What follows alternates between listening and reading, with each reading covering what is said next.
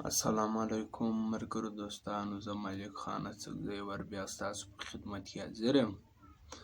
ملګرو دوستانو، دا نن چې کومه زما ویډیو ده دا د دې دپاره ده کس او که به یو شی د ورځې به یو شی سره ښیي. او دې دپاره کوم کسان چې ورور څټی داسې دغه سوي چربیانه نیولي وینې مځغی دی لیکي لیکي ګوی یا دا ځای پړسېدلی وینې داسې راوتلي یا راځړېږي. د مځغې دپاره دغه ورزش دی ملګرو دوستانو چې کوم چا مځغی دی نه یې پوهېږي خلک اوس خواران داسې کلی نیسي دا مځغی داسې پړسېدلی.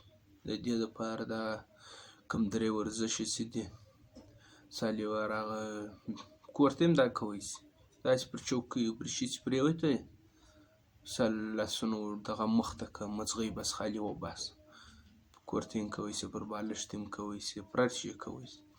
دا ورزش کوئ دا هر یو درې واره 15 ریپس یعنې 15 واره د هر یو درې واره به تی کوئ.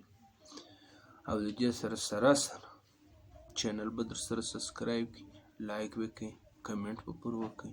که غلطي کې وه غلطي به راوښیاست، که ګټه کې وه ګټه به راوښیاست. یو د بله به کومک سره کوو، یو د بله به ښوونه سره کوو.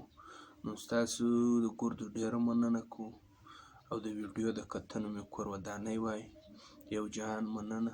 او اوس یې وګورئ څه رقم ورزش کېږي دا درې واره هر یو کېږي. روزانه یې کوئ ملګرو. ورزش د خپل ژوند یو ضروري حصه وګڼئ چې ورزش کوم څوک کوي چې هغه څه رقم د ورزش په خوند پوهېږي بل څوک نه پوهېږي. یو ناولاده خوند لري. په لمانځه به په لمانځه پوهېږي، په عبادت به پوهېږي، په ناست په ولاړه به پوهېږي، په خوب به پوهېږي. لنډه دغسې به په خپل ژوند به پوه شي چې یاره واقعي ژوند د دې خلکو دی. موږ یو ځای ځړېدلي سره ناست مخصن ډوډۍ وخورو ټپ راواړه بیده شه هغه معنا نه لري. کوشش وکړئ چې ورزش وکړئ. اوس زه پر مخ یم بیا ویډیو درته کوم هغه به د دې دپاره د کور د ورزش دپاره چې کور ته موږ څه رقم ورزش وکړو.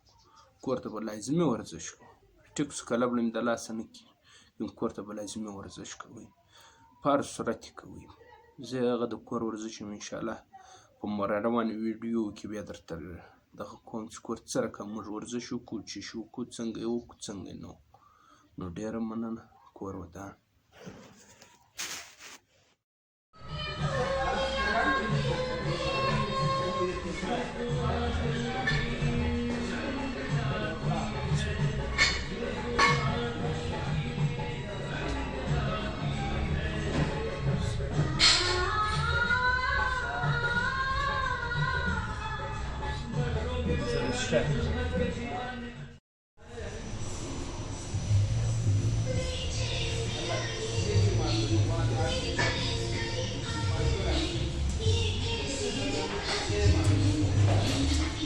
دا د مغزي ورزش دی دا د مځغې دپاره چینل در سره سبسکرایب کړئ.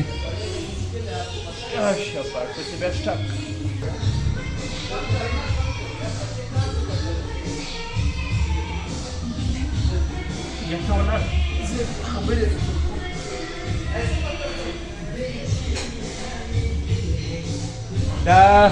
دغه کسان دپاره دي چې مځغی یو څټه دی پړسېدلي یا دا څټه دی پړسېدلي دغه کسان دپاره دا ورزش ډېر مفید دی.